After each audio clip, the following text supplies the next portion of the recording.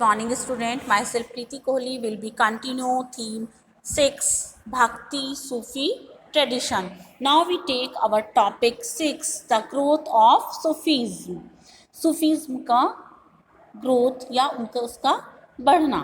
In the early centuries of Islam, a group of religious minded people called Sufis turned to asceticism and mysticism in protest against the growing materialism of the caliphate as a religious and political institutions. अब बहुत पहले की century पूर्व century से ही इस्लाम के जितने भी religious group थे उनमें जो भी माइंडेड पीपल थे उन लोगों ने अपने आप को टर्न कर लिया था वहाँ की मिस्ट्री या उनके रहस्य को जानने के लिए उनके बहुत सारे उन्होंने ऐसे आंदोलन चलाए थे जो उनके धार्मिक और पॉलिटिकल या राजनीतिक इंस्टीट्यूशंस के रूप में सामने आए. They were critical of the dogmatic definition and scholastic method of interpreting the Quran and Sunnah tradition of prophet adopted by theologian. Instead, they laid emphasis on seeking salvation through intense devotion and love for God by following His command and by following the example of the Prophet Muhammad, whom they regarded as a perfect human being. The Sufis thus sought an interpretation of the Quran on the basis of their personal experience. इस तरह से उन्होंने यहाँ पर उस पर धर्म को खोजने में बहुत ज़्यादा उसमें ज़ोर दिया, एम्फसाइज किया गॉड के या भगवान के ईश्वर के डिवोशन में, उसके फॉलो करने में, उसकी कमांड्स के रूप में बहुत ज़्यादा प्रॉफेट मोहम्मद ने जो भी प्रेचेस दिए हैं उनको कमांड करना एक ह्यूमन बीइंग के लिए बहुत ही उनको रिगार्ड करना एक ह्यूमन बीइंग के लिए बहुत ही ज़्यादा आवश्यक था. जितने भी सूफीज़म के थे उन्होंने भी उसके अर्थ को रूप में कुरान के अर्थ को समझाने की कोशिश की अपने पर्सनल एक्सपीरियंस के द्वारा. खानकास and सिलसिलास. By the 11th century, Sufis evolved into a well-developed movement with the body of literature on Quranic studies and Sufi practices.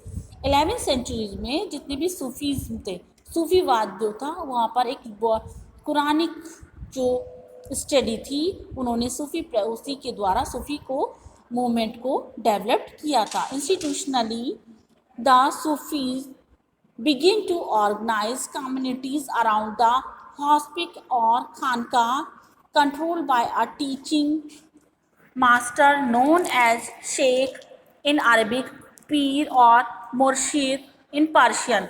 उस टाइम पर जितने भी इन्होंने ये अलग अलग जो पंथ चलाए थे उनमें सूफीज़म ने जो अपनी कम्युनिटी को स्टार्ट किया था उनके मास्टर्स को अलग अलग नामों से संबोधित किया जाता था. अरबिक वर्ड में उसे शेख, पीर, मुर्शाद उन्हें पर्शियन लैंग्वेज में बोला जाता था. He enrolled disciples, मुरीद and appointed a successor खलीफा. उसके सक्सेसर को खलीफा के रूप में अपॉइंट किया गया. He established ruler for spiritual conduct and interaction between imames as well as between lay person and the master. उसने बहुत सारे लोगों के जो भी उनके साथ रहने वाले लोग थे उनके द्वारा भी उन्हें इंटरेक्ट किया, उनको समझाया, उन्हें अध्यात्म की ज्ञान दिया.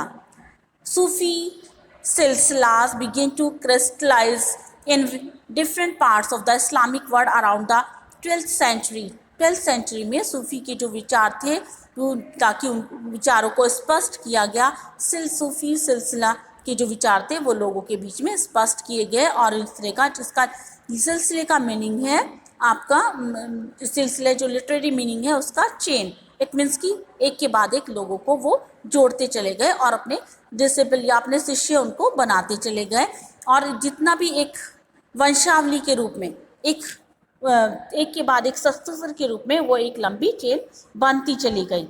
It was through this channel that spiritual power and blessing were transmitted to devotees. It means कि ये चैनल एक आध्यात्मिक शक्ति के रूप में लोगों को या जितने भी उनके डिवोटीज थे उनके लिए एक ब्लेसिंग के रूप में उसने कार्य किया। Special rituals of initiated were developed in which initiates took an oath of allegiance, wore a patched garment and shaved their hair।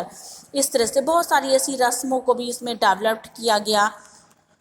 दूसरे के ऊपर दोष ना लगाने का उन्होंने शपथ ली। किसी के गारमेंट को मतलब किसी के ऊपर पैच ना लगाना, लिखा हुआ वर्क जो मतलब गारमेंट है उसको पहनना, या अपने बालों को शेव करना, बालों को काटना, इस तरह के बहुत सारे उन्होंने पंथ, बालों को ना काटना, इस तरह से बहुत सारे उन्होंने अपने अपने नए नए जो और उनके रूल्स थे उनको उन्होंने रस्मों को डेवलप किया। मतलब शेव्ड देयर हेयर, अपने बालों को बिल्कुल काट देना, मतलब क्लीन शेव करना, बालों को सर पे से बिल्कुल हटा देना। व्हेन द शेख डाइड, जब वो शेख मर जाता था, स्टॉम श्राइन, उसकी दरगाह बना दी जाती थी, जो पर्शियन में उसका मीनिंग है कोर्ट, और यहाँ पर एक सेंटर, जितने भी फॉलोवर्स रहते थे वो वहाँ पर वो लोग वहाँ उस दरगाह में रहते थे। और इसके बाद जितने भी पिलग्रिम, जो भी धार्मिक स्थल थे, उनकी ग्रेव पर आकर उनको उनकी एनिवर्सरी या उनकी मैरिज से सारी उनको वो एक आत्मा के रूप में उनको मानते थे, और उनका मतलब उनकी एनिवर्सरी, डेथ एनिवर्सरी आदि सब मनाते थे। और उनका जो भी उनके साधु संत थे वो यूनाइट होकर आपस में क्लोज होकर रहते थे, मिलकर रहते थे, और उनका ये मानना था कि वो हम उनकी ब्लेसिंग या हमें उनकी आशीर्वाद प्राप्त हो रहा, और बहुत सारे मटेरियल्स हैं जो आध्यात्मिक हैं जो उनको बेनिफिट देते थे। This involve the cult of the sheikh revered as वाली। इस तरह से ये पंथ जो था शेख के रूप में, जो वाली जिसको बोला गया, उसमें वो कन्वर्ट हो गया।